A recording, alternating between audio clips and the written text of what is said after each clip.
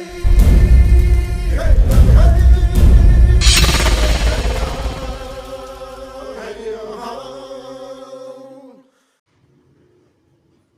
guys, welcome sa bagong episode ng AJ Bleed Reviews. So, meron tayong review today and this is kind of an unboxing pero hindi siya unboxing kasi nabuksan na rin to. Papakita ko lang sa inyo yung packaging kasi ang ganda ng packaging. So, medyo kakaiba yung review natin today kasi hindi ito yung usual na nire-review ni AJ Bleed Reviews, di ba? So, pero para sa kaalaman ng lahat, first love ko po talaga ang sports shooting before tayo na naging addict sa pangongolekta ng mga patalim. So, I was a junior shooter. Bata pa lang ako, sinasama ako nung ninong ko tsaka nung dad ko. So, before I'm shooting a 1911 platform, pero I was always curious about Glock platforms noon. Pero dahil nga mas common kasi yung 1911 noon kaya yun ang namin, yun ang pinapagamit sa akin noon. So, ayun, for the first time, I had the chance to buy a Glock platform na gun. So, ito yung STK 150. So, since galing ako sa 1911 platform, sanay ako sa grip angle ng 1911. So, ito yung 1911 ng airpot ko. Armscore din siya. Classic to na 1911 single stock. Dati wala tong mga upgrades, walang magwell, walang skeletonized na trigger, tapos yung kanyang clear yan So, weapon clear. So, itong 1911 na to ay walang guide rod. So, ngayon meron na siya. Actually, recent lang to. Parang a year ago. Yung ninong ko kasi yung mentor ko. Parang naawa sa akin kasi yung pistol ko ganito itsura. Classic. Pero happy ako sa classic kasi like how I like my blades. I like classic blades. So, I love the look of a classic gun.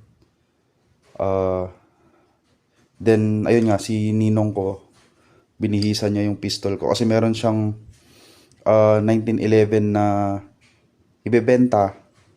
Ang ginawa namin sinwap namin yung mga pyesa bago niya ibenta. So, ayun. Sa akin napunta yung mga pyesa. So, ito yung ginagamit ko for a very long time.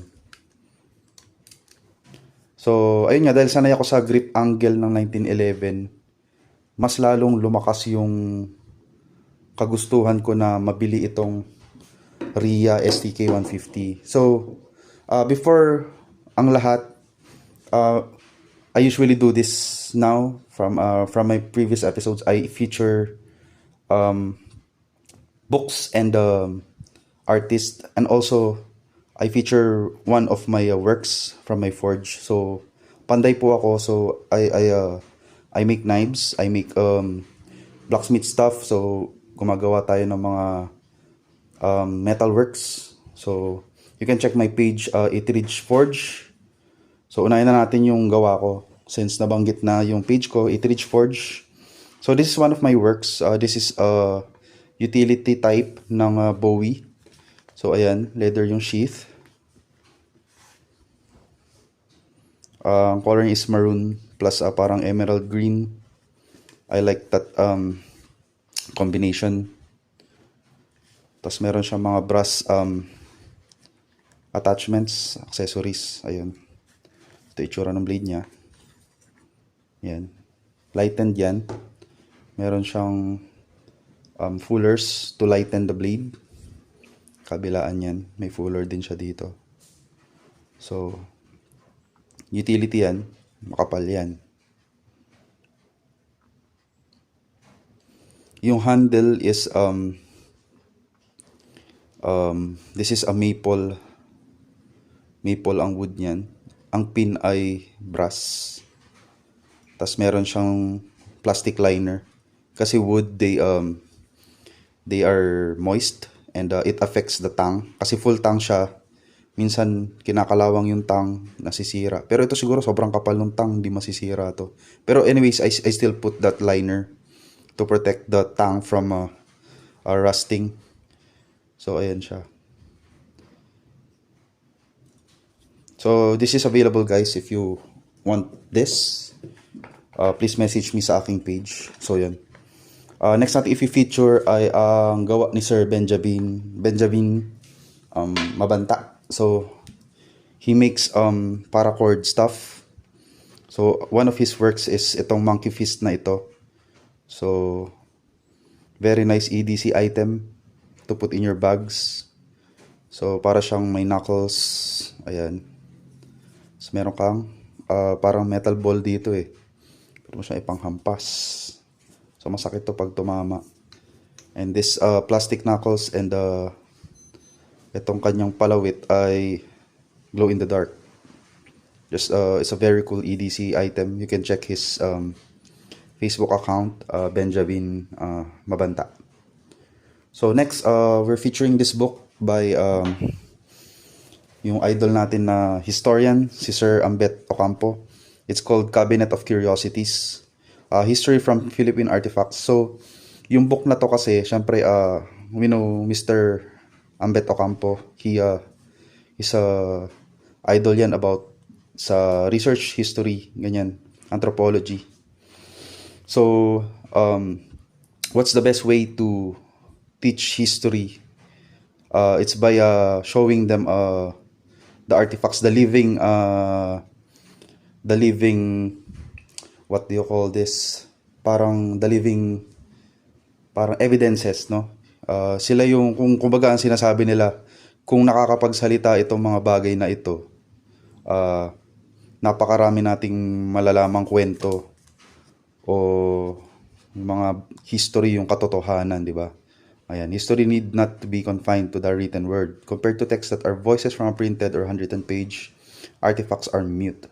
Yet, they too have stories to tell, many stories that contribute to a sense of what it means to be Filipino. So it's a good book. I'm done reading this, so I'm recommending it to you guys. Alam ko mahilig kayo sa history. So without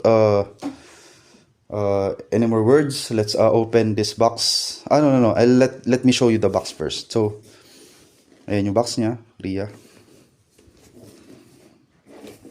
Rock Island Armory, Ria, USA. So I think the box is intended for export, no?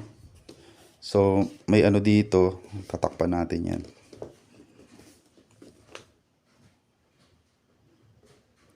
So STK 150 caliber 9mm. Okay. So I think the box is really premium compared to other pistols I've seen. Katulad nung sa AirPod ko, itong 1911 ni AirPod kasi, nung naalala ko may plastic na lalagyan to. Tapos yung loob nun may mga foam. It doesn't look really premium, in my opinion. Pero this time it's an upgrade for this model, the Ria STK 150. So when you open the box, it looks like this. Ayan, andito yung mga resibo at saka yung permit to transport. So ayan, meron siya isang mag. Then the gun itself. Ayan, first look. Na-inlove talaga ako nung una kong makita tong STK 150. So si Ria Rock Island Armory. It's a brand by Armscore. So isa lang yan. It's made in the Philippines, dyan sa Marikina. So first time the STK came out, 2021 yun. Everyone was excited. It has an aluminum handle. So STK series have the aluminum handles. So unlike its original ones na Glocks, they have polymer handles. So by the way, Ria is known for their 1911. Sikat na sikat sila dyan, even abroad. It's low cost, very reliable, very accurate. So yung itong 1911 ni Airpat, ano pa to, 2008. So baby pa talaga ako na nung una kong naiputok to. Naalala ko bagong graduate ako sa high school noong 2011 ata. So I was really young when I started, but I was taught well by my mentor. Hindi ako yung basta lang, oh hawakan mo to, pumutok ka, ganyan. Hindi ganun. I was trained well and I compete. So yun. So moving on, ito yung pistol.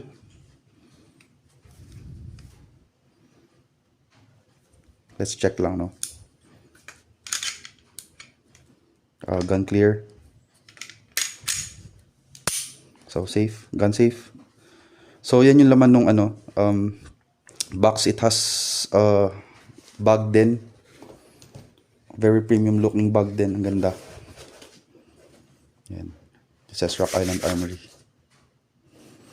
So yung matigas yung likod. Ito yung itsura ng loob ng bag. Ayan. Meron siyang lalagyan ng mag. Dito yung pistol mo. Tapos may extra bulsa dito. So, I think it's kind of an upgrade. For me, ha. Sa tingin ko lang, ang ganda ng packaging. Ayan. Shoot smart, shoot a rock. Diba? Cool. So, yun. Nasabi ko na, diba? I chose STK because of the grip angle. I have tried shooting different guns before. Nakapag-try na ako ng Iwi. Nakapag-try na akong Tanfoglio. Ano pa ba? CZ. I can't remember. Pero marami na ako nasubukan kasi madalas talaga ako isama nung ninong ko sa range. I have tried rifles before, shotguns. Pero sa pistol talaga, 1911 talaga ang love na love ko eh. So nung lumabas to, talagang gustong gusto ko yung grip angle niya. Si Glock, yung grip angle niya nakaganon. Kaya para siyang kailangan itungo mo pa ng konti. So pag hinawakan mo, nakatingala siya. Ayan, ganyan. So kailangan mo siyang itungo ng konti. So yun, balik tayo nung 2021, lumabas nga yung STK 100. It's got the aluminum frame. Pero maraming nagrereklamo kasi about the design noong STK 100 because clamshell design siya. So what it means is that you have two pieces of aluminum clamp. Tornilyo sila. So makikita ang mga tornilyo, nakatornilyo yung pinakang frame. So yun yung mga reklamo na nakikita ko noon. Also, ano pa ba yung mga reklamo nila? I think there's an issue about reliability because yung internals daw ay hindi gawa ng Pinas. I'm not sure if that's true.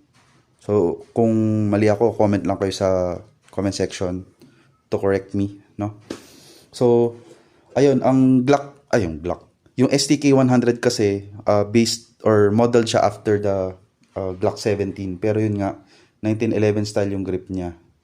So ang maganda pa dun sa STK 100, optics ready na siya. So pwede siyang lagyan ng optics. Hindi mo na siya ipapa-mill.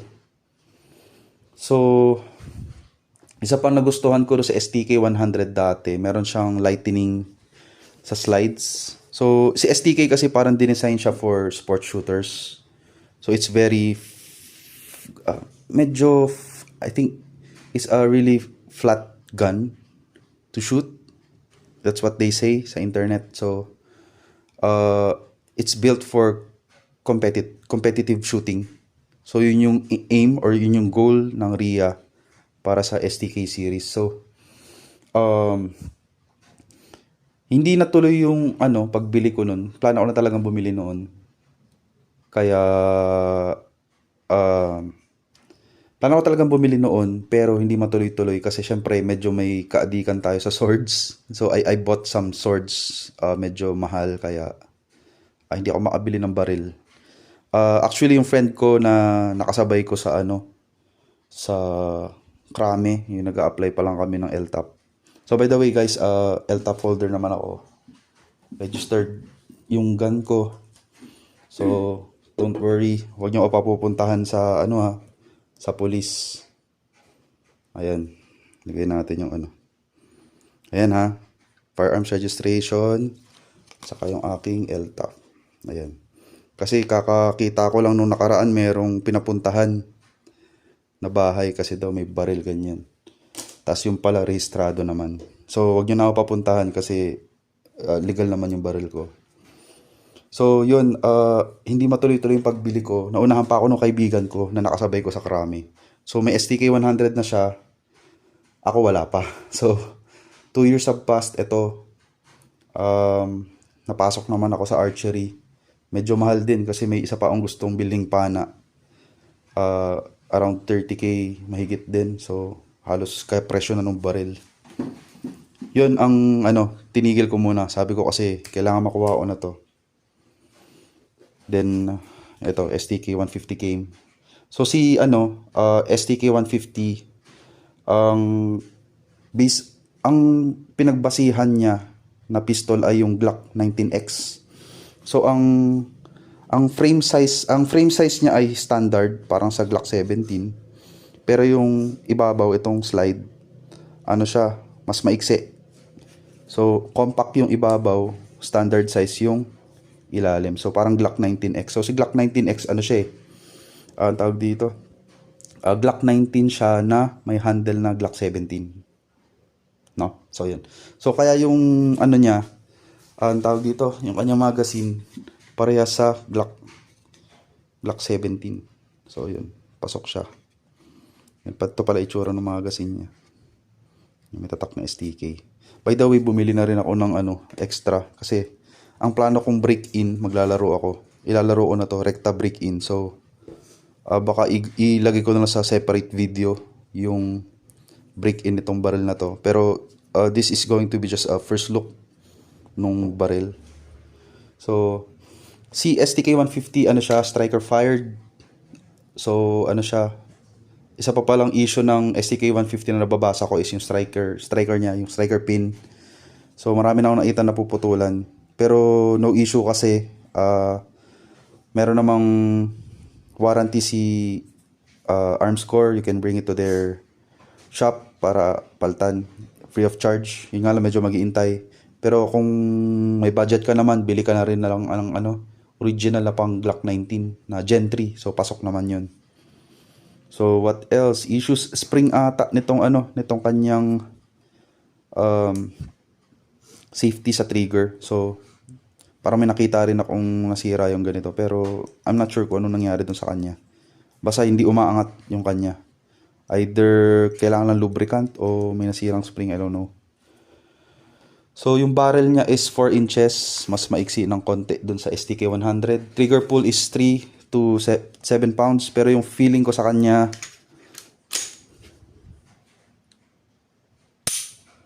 I think it's around 5 pounds. So ang bala niya 9 mm.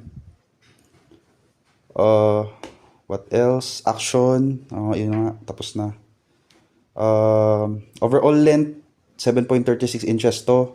Overall width 1.31 inches. Ang kanyang height 5.16 inches. Tapos ang kanyang weight 0.82 kilograms, so 820 grams. So yun, ang nagustuhan ko sa frame material nito, unlike the STK 100, ano na siya, parang monocoque na. Hindi na siya yung clamshell. One piece aluminum din siya katulad ng STK, pero yung build niya hindi na siya clamshell. So monocoque na siya. So same with the STK 100, yung grip geometry niya 1911 style din. Tapos yung kanyang panels is pwede mo siyang paltan, pwede mo siyang ang tawag dito, pwede mo siyang i-customize. So ito ay G10, no. Tapos yung kanyang finish is black anodized. Tapos yung slide ay PECVD coated slide. Okay. Tapos ayun, optics ready na rin siya. Ang alam ko may kasama tong Dito may napansin ako dito sa kanyang bag. May kasama siyang mga plate adapter, RMR ata. Ito yung manual pala niya. Ayan. Ito may kasama tong plate adapter eh. So, check lang natin kung ano yung mga kasama. Kasi iba-iba yun. So, ito RSH at saka RMSC. So, wala palang RMR. So, yun. RMSC at saka RSH yung kasamang adapter plates para sa sa kanyang optics. So, yung sights naman niya, medyo matangkad, nakaka-witness. Yun naman ang maganda sa kanya. Pero alam ko yung STK100, nag-ano na rin sila eh. Yung version 3 is naglabas na rin sila ng matangkad na sights, nakaka-witness na din. So, ito yung itsura ng kanyang side picture. Yan. May white dots. Ayun. So, napansin ko, hindi lang ako sure kasi sa sale ko to binili. Ang napansin ko lang dito sa unit na to, may mga magaspang. For example, here. Ayan. Medyo matalas, masakit sa kamay. Sa tingin ko, I'm not sure pero I don't know kung maski yung mga regular priced STK150, I don't know if it's perfect. Pero ito kasi may mga nakikita akong flaws. Like, mga gasgas ito. May mga gasgas na to nung nakuha ko. Tapos may mga imperfection sa cut.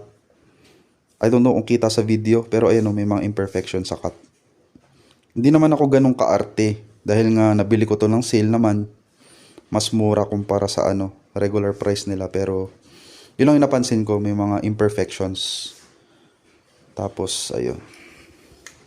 So, by the way guys, yung parts nito, Glock 19 na Gen 3 ang internals. So,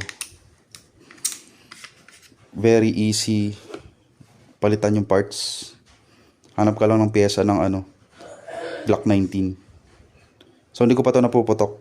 Nalinis ko lang to kasi sabi nung mentor ko ni Ninong, si Ninong Frank Castle, panis kayo. Frank Castle pangalan nung Ninong ko. So, sabi ni Ninong, linisin ko kasi may mga lube daw na dapat tanggalin. So, yun. Okay. So, I think we covered everything. Basta ang alam ko lang, nung hinawakan ko to, na-inlove ako sa kanya. Ang pinagpipilian ko talaga STK 100, 150 at saka yung 200. So, si STK 100, medyo mahaba konti. Parang medyo na kasi ako eh. Gusto ko na medyo compact. Kasi meron kaming 1911 nga. Medyo mahaba si 1911. Teka, compare natin yung haba niya.